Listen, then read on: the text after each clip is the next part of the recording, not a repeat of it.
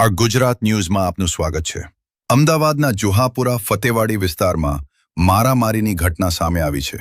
બે પક્ષો વચ્ચે થયેલી ઉગ્ર બોલાચાલી બાદ મામલો મારામારી સુધી પહોંચ્યો હોવાનું જાણવા મળ્યું છે।